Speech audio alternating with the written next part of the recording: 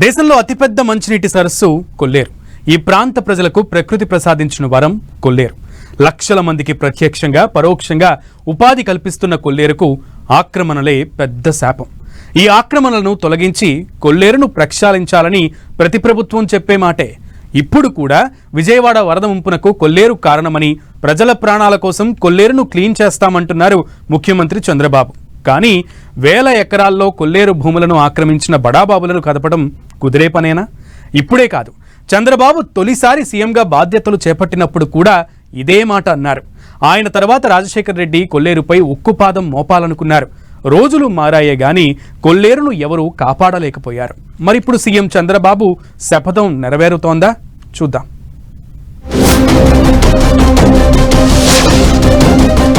Operation కొల్లేరు చంద్రబాబు ప్రభుత్వానికి పెద్ద సవాల్.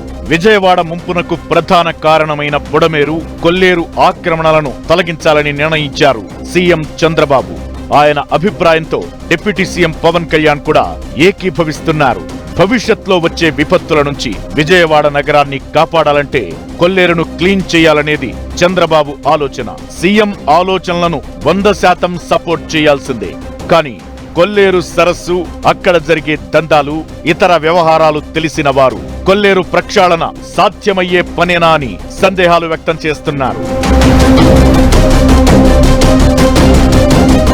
సుమారు 2,22,000 ఎకరాల్లో విస్తరించిన కొల్లేరు సరస్సు ఆక్రమణలతో బక్కచిక్కిపోతోందనేది జగమెరిగిన సత్యం.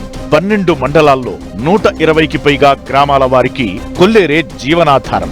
ఒకప్పుడు కొల్లేరులో పర్యావరణ చట్టాలు పకడ్బందీగా అమలు చేసే కాలంలో ఇక్కడ బతకడం దుర్భరంగా ఉండేదని గుర్తు చేస్తున్నారు పర్యావరణవేత్తలు. సరైన జీవనాధారం లేక కొల్లేరు వాసులు ఇతర ప్రాంతాలకు వలసపోయేవారట. కానీ 1970 ప్రాంతంలో అప్పటి ప్రభుత్వం కొల్లేరులో చేపలు, రొయ్యల పెంపకానికి అనుమతి ఇవ్వడంతో కొల్లేరు దశ తిరిగిపోయింది. వలసపోయిన కొల్లేరు వాసులు ఇతర ప్రాంతాల వారికి ఉపాధి కల్పించే స్థాయికి ఎదిగారు. ఒకప్పుడు ఆక్వా పరిశ్రమ లక్షల రూపాయల పంట పండించేది. క్రమంగా ఆక్వా నష్టాల్లో కూరుకుపోయినా చేపల పెంపకం ద్వారా కొల్లేరు వాసులు 2 చేతులా సంపాదిస్తున్నారు. కొల్లేరు పరివాహక ప్రాంత వాసులంతా సొసైటీలుగా ఏర్పడి చేపల వేట ద్వారా డబ్బు సంపాదించగా, కాస్త అంగ అర్థబలాలు ఉన్నవారు, రాజకీయ నాయకులు కొల్లేరును కొల్లగొట్టి అక్రమంగా చెరువులు తవ్వించి దోచుకుంటున్నారు. ఇలా అనుమతులు లేకుండా వెలిసిన చెరువులతో కొల్లేరు నిండిపోయింది. 2 లక్షల ఎకరాలకు పైగా విస్తీర్ణంలో ఉండే కొల్లేరు సరస్సు 70,000 ఎకరాలకు తగ్గిపోయింది. ఈ పరిస్థితుల్లో కొల్లేరును పరిరక్షించాలని గత ప్రభుత్వాలు యజ్ఞాలు చేశాయి.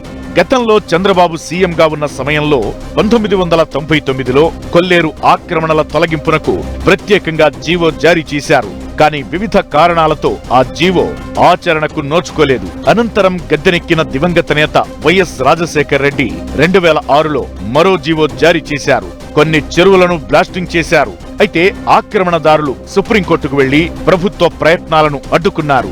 ఆ తరువాత కొల్లేరు ఆక్రమణలు యథేచ్ఛగా సాగిపోయాయి. ఇక గత ప్రభుత్వం కూడా కొల్లేరులో కొందరికి పట్టాలు పంపిణీ చేసిందనే ఆరోపణలు ఉన్నాయి.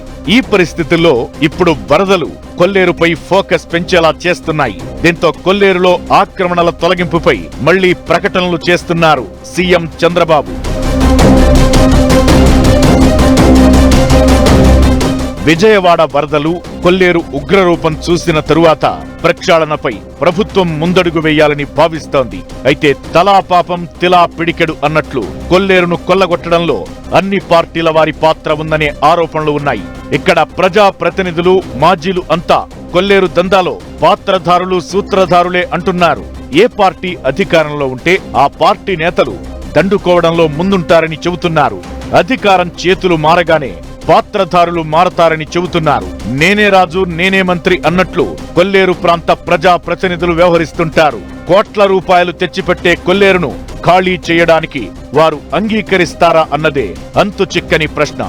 ఏదైనా సరే ప్రభుత్వం మున్ముందు తీసుకోబోయే చర్యలే కొల్లేరు భవితవ్యంను తేలుస్తాయని వ్యాఖ్యలు వినిపిస్తున్నాయి.